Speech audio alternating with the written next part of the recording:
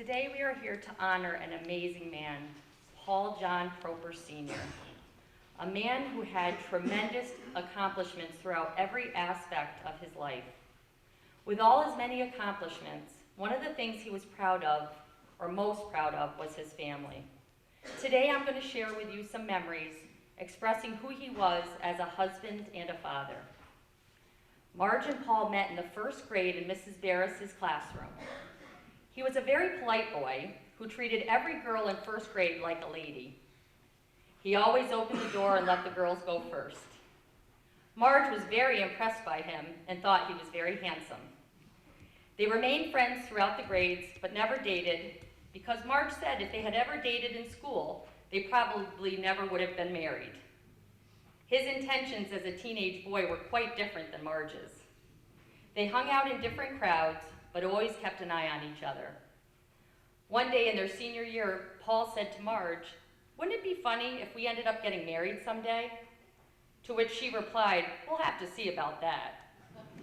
He got an A for effort because he ended up winning her over and they were married. They had a love affair that matched no other. They were married for 66 years and loved each other as much the day he died as the day they got married.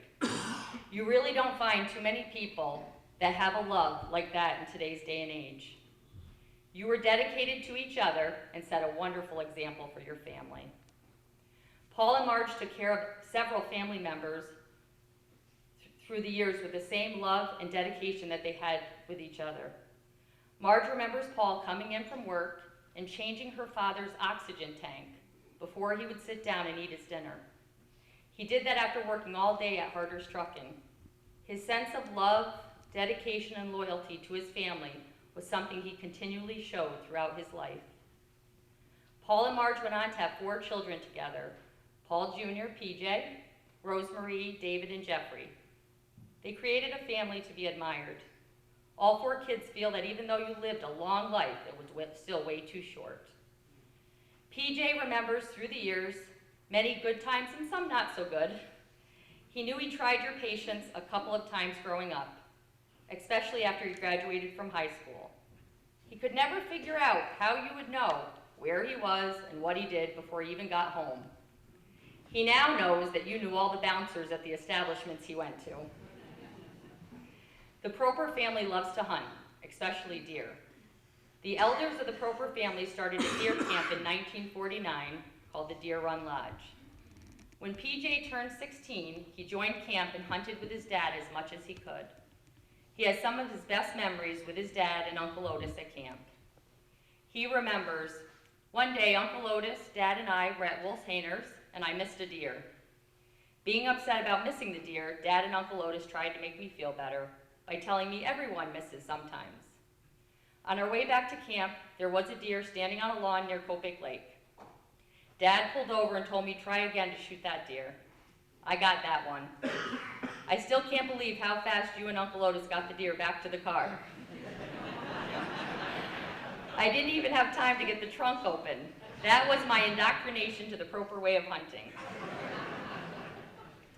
There are many other memories that we shared, not just at camp, but being with you at camp are my fondest. For almost 70 years now, camp has always brought our families together, laughing and celebrating when anyone gets a deer. I will miss you the most, Dad, at this time of the year. Even though you were unable to hunt this past season, with your passing, I know you will be hunting with us again soon. Rosemarie remembers her father as being the strongest person she knew. He provided the family with a strong sense of security, and whenever she saw him, she knew things would be okay. "You held my hand when I was small. You caught me when I fell. The hero of my childhood and later days as well. Every time I think of you, my heart fills with pride. And although I'll always miss you, Dad, I know you're by my side. My heart aches as to think that you are gone, but that is where I got my strength from, my dad, to carry on. In laughter and in sorrow, in sunshine and in rain, I know you're watching over me until we meet again." David followed his father's career in law enforcement. David says that as he looks back at his life, he understands why he was meant to follow his father's footsteps. The first thing that stands out to him is when they lived in Copake Falls. and David was 6 years old. Dad walked from our house up to the firehouse. He used to park the patrol car at the firehouse overnight. When Dad walked up the road in his uniform, I would strap on my gun belt and walk beside him as proud as anything. I would get in the back seat of the patrol car, he would pick Jim Bloss up in Copake, and they would drop me off back at home. Growing up in a policeman's home was always an adventure. Almost every night at dinner time, someone would call or stop in to talk to Dad about a problem they were having. He would never turn anyone away, and sometimes Dad even had them pull up a chair and sit at the dinner table with us. I remember Dad saying to us, "It might not be a big problem to you, but it is to them, and always treat people with respect." Now that I look back, I realize my mom was a saint to always share Dad with everyone all the time. Back in the 70s, I used to look at Copake, Ankrum, and Hillsdale as being like the wild, wild west. People were drag racing around town. There were barroom fights every night, and when the phone rang at all hours, I would hear my dad get up and get dressed and leave the house. And I was always afraid that he might not ever return home again. I was the worrier of the family. One night, my older brother PJ came home, and he walked into Mom and Dad's bedroom and asked them who was parked in our backyard. I heard Dad say, "No one. Have you been drinking again?" Sure enough, there was a car parked in our backyard next to Dad's patrol car. I remember Dad saying, "Marge, call the office," as he went outside to investigate. It ended up that there were 2 individuals robbing our local business next door. Dad held the robbers at bay with his sawed-off shotgun until both the sheriff's department and state police showed up to assist him. In 1985, I graduated from police school, and one of my proudest moments was when Dad presented me with my diploma. A short time later, I was hired by the Columbia County Sheriff's Office. As a policeman with Dad, I have many memories. One of the first is during a police pursuit. I was one of the cars in a chase, and I noticed that my dad was the first car in line. Dispatch came over the radio and said, "Columbia to C1, be advised the operator races at Lebanon Valley Speedway." To which my dad replied, "Well, I've been known to drive also." Another time, a deputy told me that they were at an incident, and the deputy did not have his bulletproof vest. He told me that my dad took his vest off and gave it to him. One of the funnier things I remember is the time I was arresting a person for a crime, and I was about to place her into custody, and she said, "I have to call Uncle Paul."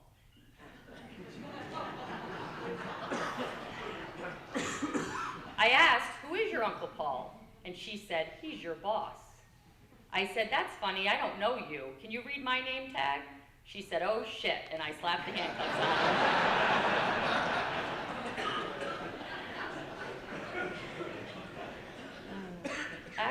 After Dad retired, people would read my name tag and ask if Sheriff Proper was my father, and without hesitation, I would tell them yes.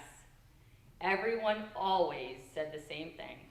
He is a good man, and we hear him on that radio day and night. Dad, I know you were very proud when I retired. I will never forget you acknowledging me over the radio on my signing off. That was a moment that I will always cherish. Thank you for making me the man I am today. Jeffrey remembers his dad being sheriff throughout his lifetime. They went to a lot of political functions. At the age of 8, Jeff felt that he was chicken barbecued out. I used to tell Dad, I will never go into politics. Even though I didn't like politics, I loved him being sheriff. I would go with Dad at every chance I got. I liked the lights and sirens as a young boy, but I really loved when he drove fast. I would always tell Dad, let's go faster. And he always would. Yes, Dad, I still enjoy going fast today. When I was with Dad and he was doing police work, he would always tell me that I needed to keep a secret. Whatever you do, don't tell your brother David because he can't keep a secret. He never wanted Mom to worry. As I grew older, I realized he had eyes everywhere, so I had to be careful. One night I was drag racing with a young lady, and the next morning he came into my bedroom and asked me why the judge's daughter's car blew up and what I had to do with it. He always knew everything. In college, I made an illegal U-turn in Syracuse, and I got a ticket. The next morning, Dad called and said, "Why did you make that U-turn?" I told him it was shorter than going around the block. He said, "It wasn't shorter, was it?"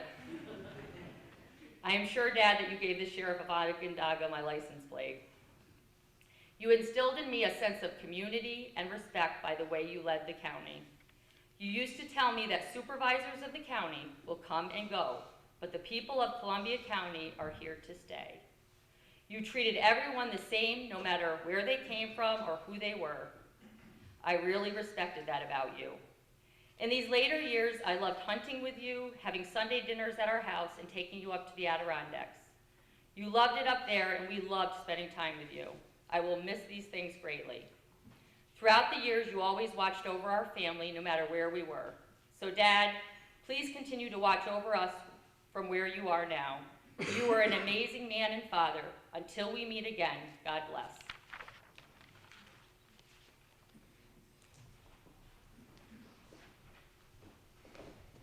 And now the next generation has some memories to share. Will both grandchildren come forward to share some memories?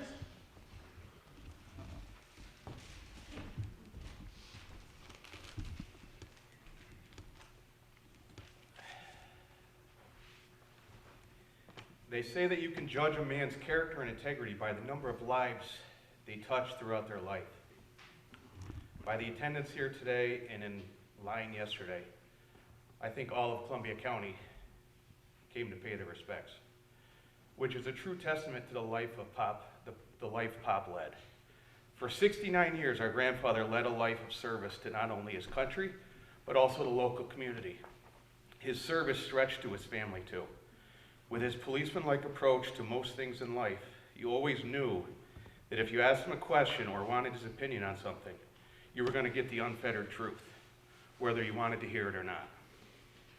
Like the time my wife got a ticket on the thruway traveling down here. She says to Pop, "Why would someone waste their time giving me a ticket for going 75 in a 65-mile-an-hour zone?" Without blinking an eye, he says, "You're breaking the law, aren't you?" She walked away, and he looks at me and says, "She was going faster than that." He was right, as I found out later writing the check. Or the time when I was a young boy riding my bike in San Carlos Park in Florida. I was riding from Grandma Pop's house to Chuck and Pat's, but was riding using no hands. He saw this, came out and said, Johnny drove down the street and said, "Look, Ma, no hands." Johnny came back around the corner and said, "Look, Ma, no teeth." His point was well and quickly understood. But the quote that still resonates with me today, and it's how I live my life, is never look up to someone, nor never look down at someone. Well, Pop, rest in peace knowing that we all look up to you now. Love you.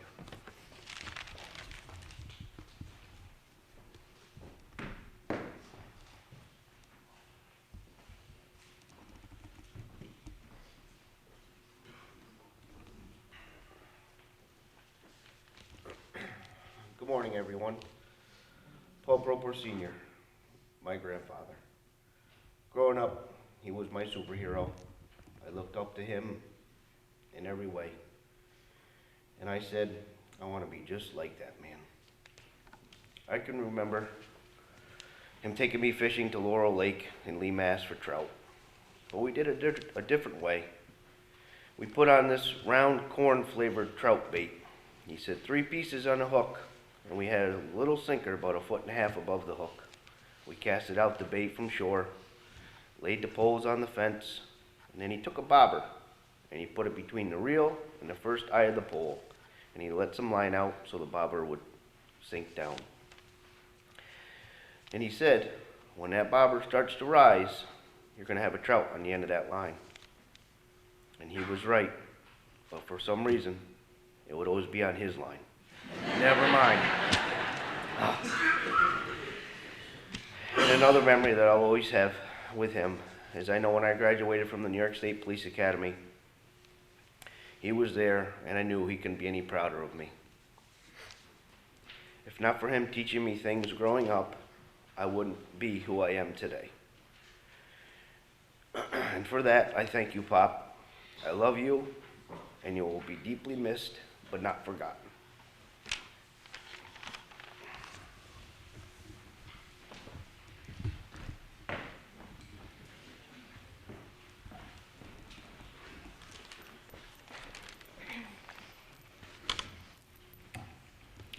Grandpa, you always wanted a granddaughter, and then you got me. I was a handful and gave you a run for your money. You loved to tease me, and I wasn't afraid to give it right back to you. I was much more outspoken than the boys and shared your enthusiasm for the Republican Party. We had great discussions on who was running and what they brought to the table. You always said the Republican Party was only as good as its working members. Just like you taught me, you need to work hard in life to get ahead.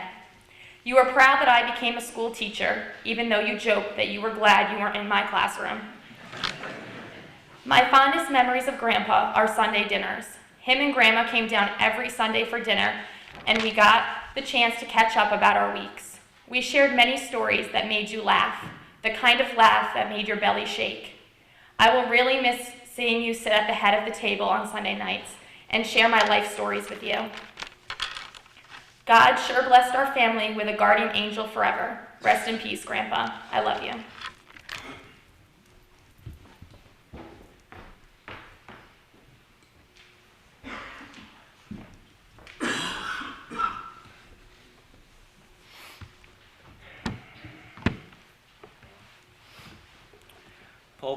Paul Proper was a man that was honest, faithful, noble, hardworking, and had a huge heart.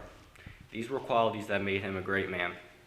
He was the People's Sheriff of Columbia County for 14 years, even becoming president of the New York State Sheriff Association, a lifetime member of the Copake Fire Department, and a veteran of the Korean War. These are all things that will forever be a part of his legacy that makes him so special. However, that's not what I'll remember him for. I'll remember him as the loving grandfather that was a part of every moment of my life. As a kid going fishing, riding in his golf cart all day at the fair, making errands for Grandma, and looking for something cool at the dump. But don't laugh, that place is a gold mine. And always ending the day at a diner for breakfast or lunch. He would talk to everyone that was in the building, because everyone knew the sheriff. And he could have a conversation with anyone. As I started to get older, so did Grandpa. He became less mobile, however, that never kept him from anything. Coming down every Sunday for dinner, every Christmas at 7 a.m.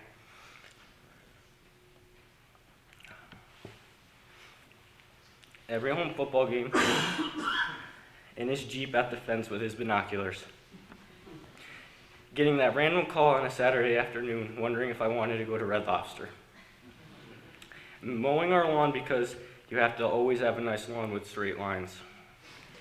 Picking me and my friends up from baseball practice to go fishing and going 30 miles an hour the whole time.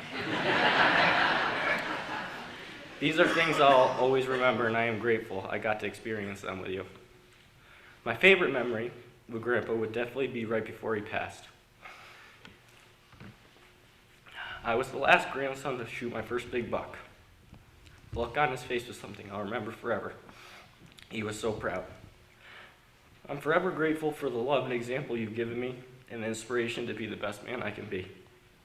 I hope one day I'm half the man you were. Words can't explain how much you mean to me. I love you forever, Grandpa. Rest in peace.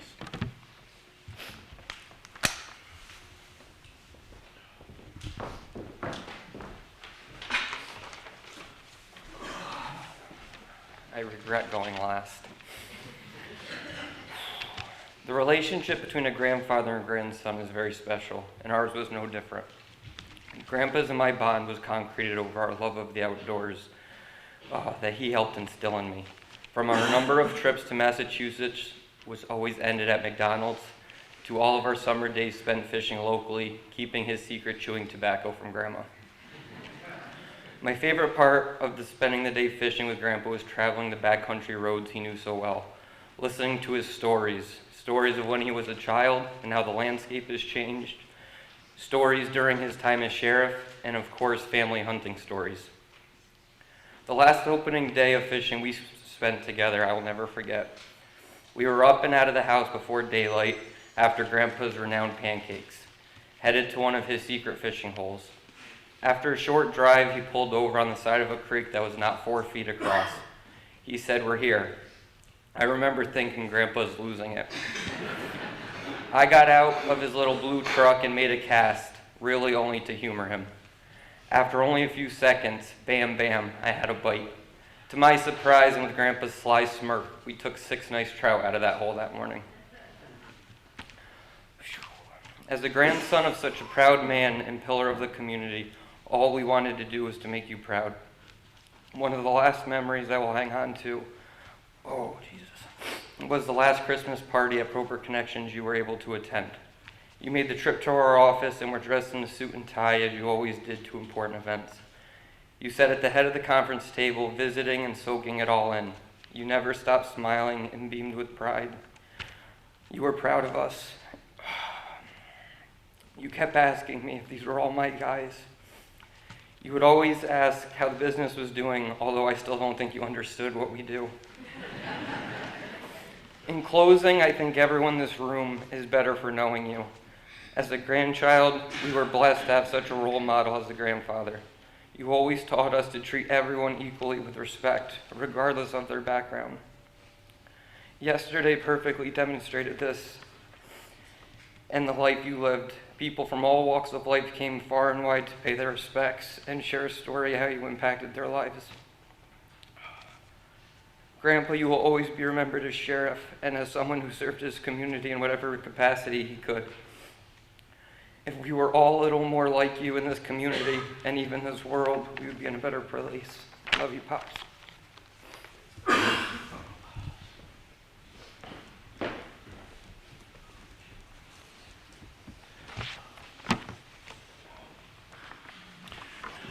Good morning, everyone. Well, after listening to those words, I understand why there was blood and deer parts on David's car when he would come back in the morning when we worked at night. So, back in 1984, I was hired as a deputy sheriff jailer at the Columbia County Sheriff's Office. My appointment was a dream come true for me. I was a young, relatively new police officer with little experience. But what I lacked in experience, I made up for in confidence and determination. My life goal was to become a police officer, to serve my community and work for an outstanding police department. I just needed to find the opportunity. I needed to find my place, an agency where I could set roots and learn the ropes of law enforcement and build a career. I needed to find a boss that was willing to take a chance on me and to give me the skills and the opportunity to grow and learn. Columbia County Sheriff Paul Proper was that man. I am eternally grateful to him and humbled to be speaking here today. I remember the first time I met Sheriff Proper. He was a big man, larger than life.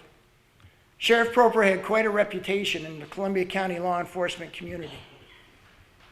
He was very much a no-nonsense sheriff, a kind man, very caring, but a firm boss and a sheriff when need be. There are many personal traits that come to mind when I think of Sheriff Proper. Friendly, compassionate, considerate, personable, empathetic, logical, humble, good-natured, hardworking, accessible, knowledgeable, and yes, firm. But there's one word that describes him best in my mind, and that's principled. The dictionary defines principled as acting in accordance with morality and showing recognition of right and wrong. Is there any more perfect description of Sheriff Proper? Sheriff Proper lived his life as we all should, based on a simple set of values that let him always look for the good in people. He always would help a neighbor, a friend, or a complete stranger in need. To do what's right, even when no one is looking. To offer second chances with no strings attached. He always acted with integrity and honesty, and to be fair and just. Sheriff Proper lived by these values, on and off duty. It was simply who he was. We all have stories that we could tell, that we could speak to Sheriff Proper character. As we look out amongst you in attendance today, I see many faces that could share some great memories. Whether it be Sheriff Proper checking in on a sick deputy, offering help to a deputy in need, or just being there to lend a friendly ear when there's a particular difficult situation. Sheriff Proper was always there, never seeking recognition or limelight. He genuinely cared. You know, when I was young, he was really quite the father figure, like, as many of you out here know. Took me under his wing, young kids, doing wild things. But he was always there for you. Marge was always there. I still think Marge ran the show, but you know. I always knew who the boss was, and I would see Marge. So, but you know, he was a man of great integrity, and the foundation for Columbia County law enforcement was absolutely built by this gentleman. And I think it's a testament to the police officers that you see here in the room, both present and retired, of how safe our community is now because of what he's done for us.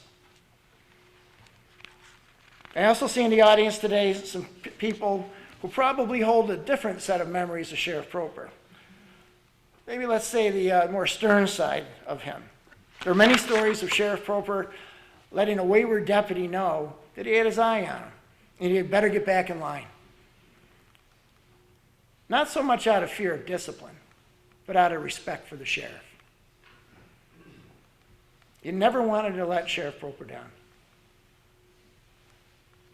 You never had to guess where you stood with the sheriff. He told it to you straight, and we're all better police officers today for that. In November of 2013, my career came full circle. The sheriff that I admired and looked up to my entire career endorsed my candidacy for Columbia County Sheriff. Sheriff Proper's friendship, support, and guidance were so important to me. And I appreciated that more than he ever knew when I ran for office that he once held. His wisdom and advice made some difficult decisions easier, and answers more obvious. To this day, on occasion, when I am confronted with the challenges of being sheriff, I pause and quietly ask myself, what would Sheriff Proper have done? His moral compass always pointed north. Acting as he would have is always a safe bet for me. Today we say goodbye to a man who touched all of our lives, a man who was loved by many and respected by all, a man who was our friend, who was always our sheriff, and to many of us that had the pleasure of working for him, a father figure. He will be deeply missed, deeply, deeply missed. My condolences to Marge, Rosemary, David, and Jeff.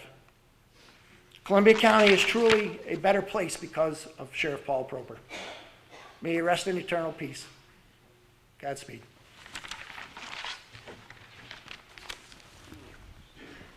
Mr. Angelo Deere.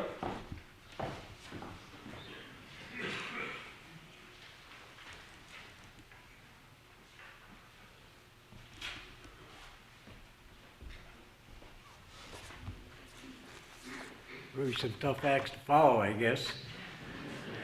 I had nothing to do with the sheriff's office, so we'll get off that subject.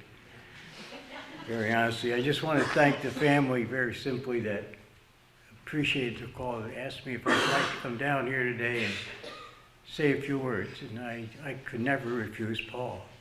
Not that I was afraid of him. He converted more people than he arrested, I think, very honestly. But no, speaking of Paul is easy.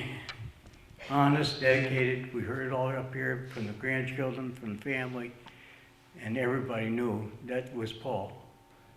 That's the way he is. And I am just, my wife and I, Barbara, my wife, and I socially went out with Paul and Marge, and I found the other side of them. And I'll tell you something, and I'll say it out loud over and over.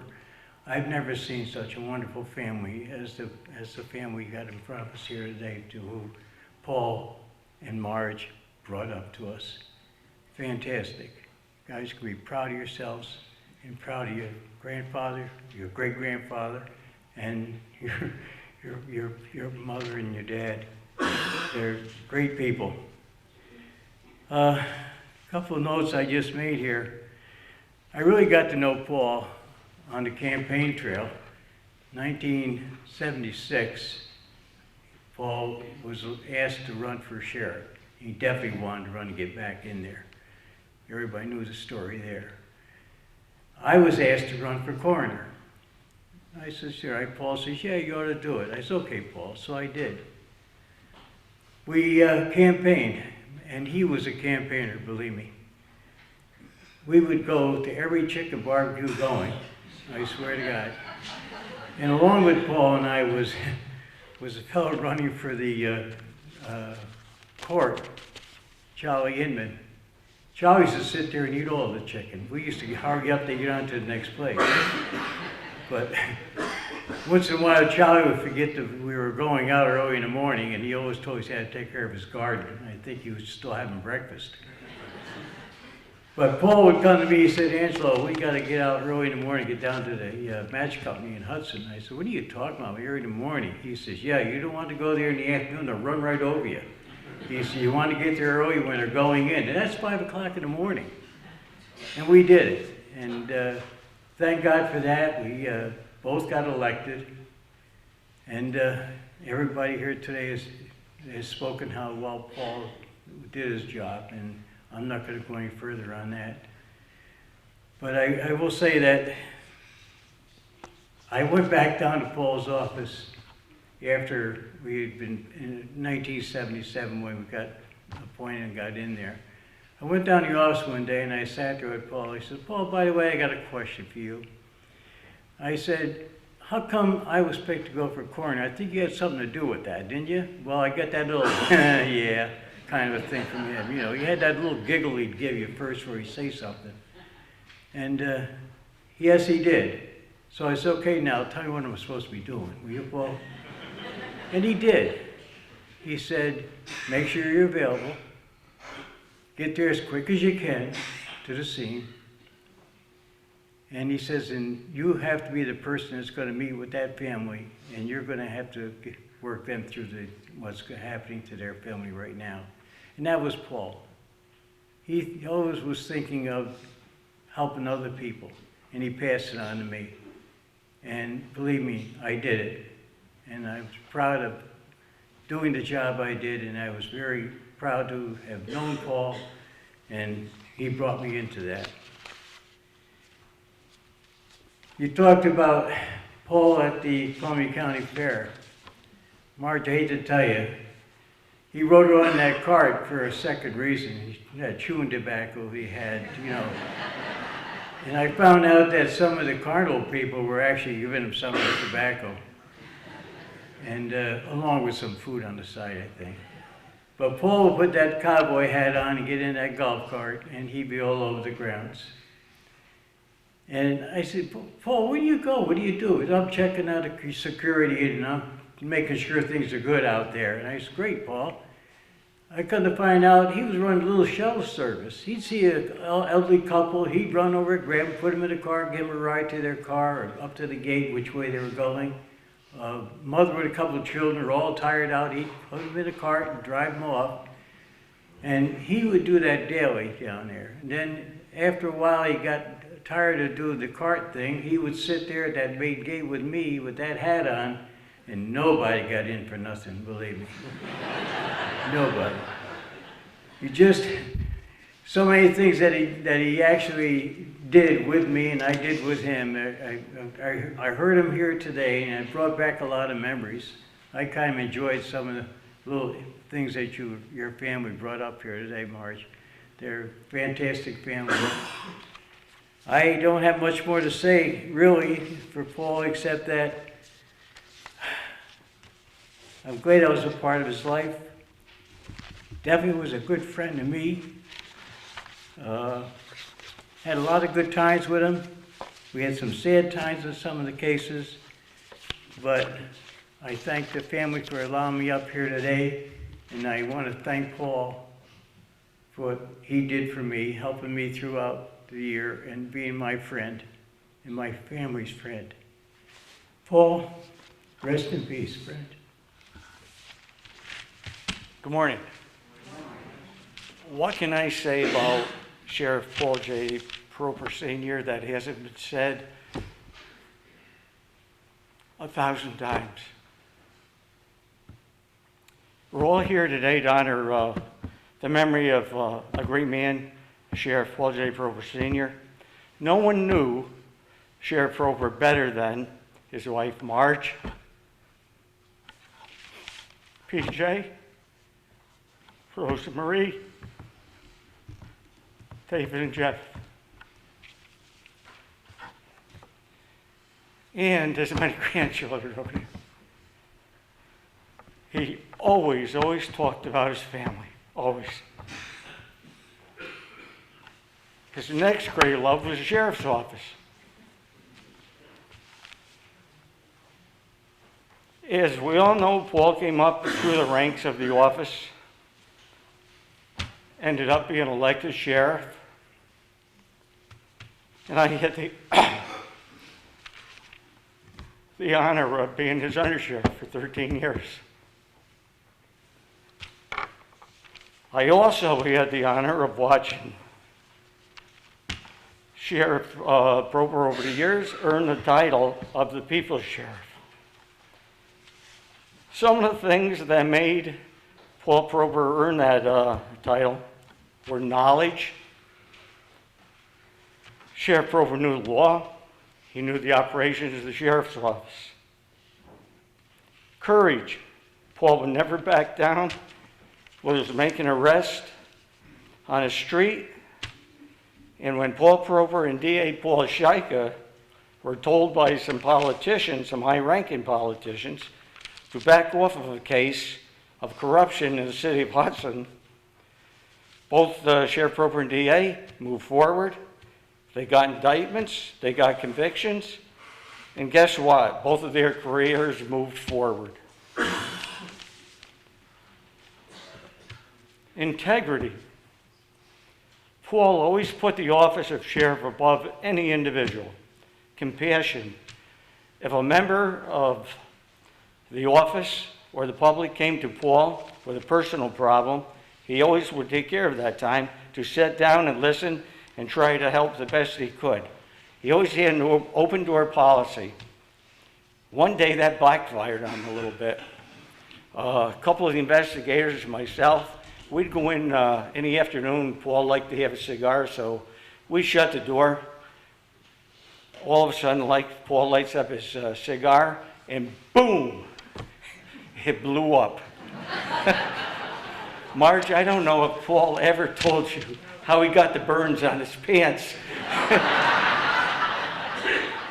But he looked at me, he says, Undersheriff, he says, Investigator DeRuzio, Investigator Cosolino, I don't know which one of you guys did this, but I really think one of you guys did. So we had some fun. Dedication to his family, friends, and the job.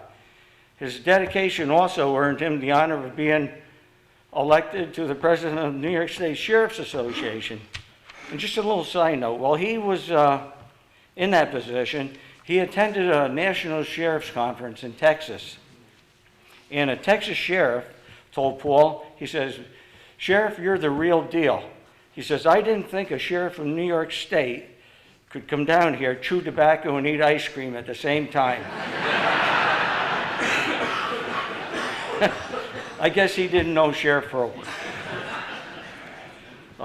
One passion that Paul always looked forward to that helped relieve the pressure of the job was the fall deer hunting season that he enjoyed with the boys, the grandkids, and friends. Sheriff Paul Proper You will be missed.